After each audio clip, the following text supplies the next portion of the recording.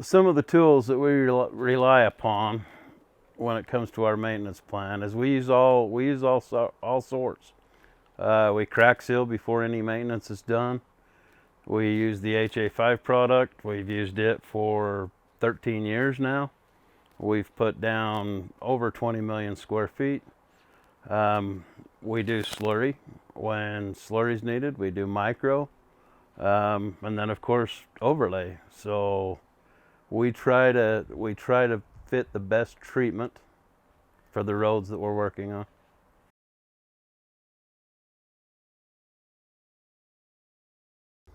I'm James Chappel, Spanish Fork City, Public Works Department, Streets Department.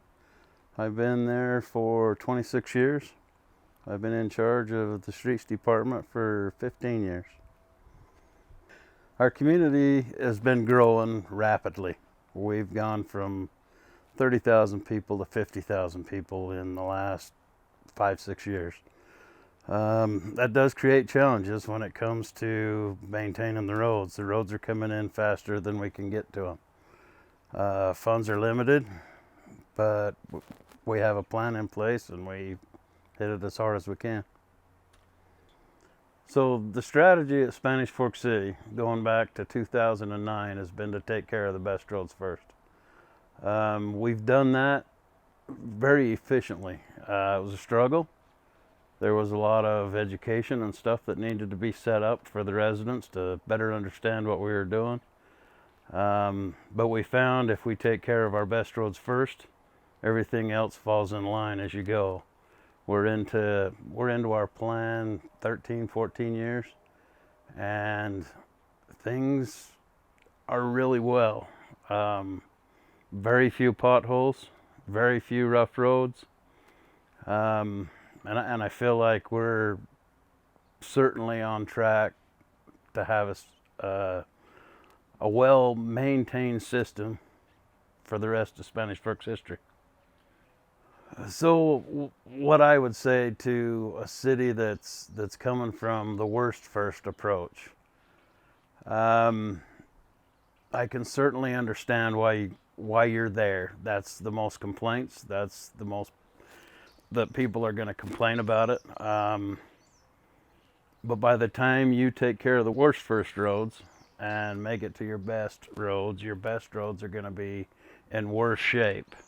By taking care of the best roads first, you buy yourself time and you keep them roads nice, and you can work your way back to them worst roads. So I'll take care of probably 60 to 70% of our best roads and leave 30% to take care of the tail end of the roads. It don't leave you an awful lot of money because worst roads are the most expensive to fix. By the time they get to that point, you're looking at an overlay and the price triples. But you'll find that if you start off with 60-70% of your best roads first, you'll hit a point in time where you can spend 60 to 70% of what you were spending on new roads on your old roads, because you will catch up enough that it will give a lull to do nothing but overlays for a year or two. So when we use the HA5 product, it's generally in lower volume type roads. That would be your subdivisions and stuff of that nature. We've been getting 7 to 10 years out of one installation. It's a very good product.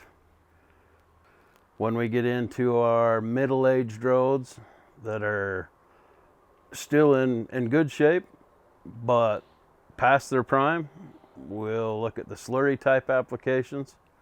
We use type 2, type 3.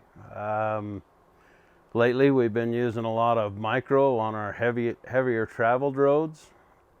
We also think micro's a great product for that.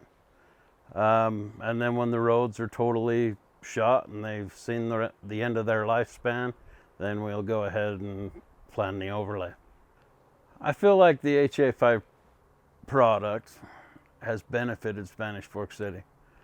It definitely keeps our roads lasting longer, better. The people really can see how well that product works.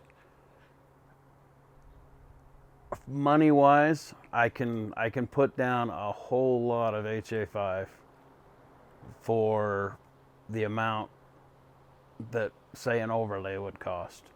I can quadruple the amount of area that I can maintain if we get on them early.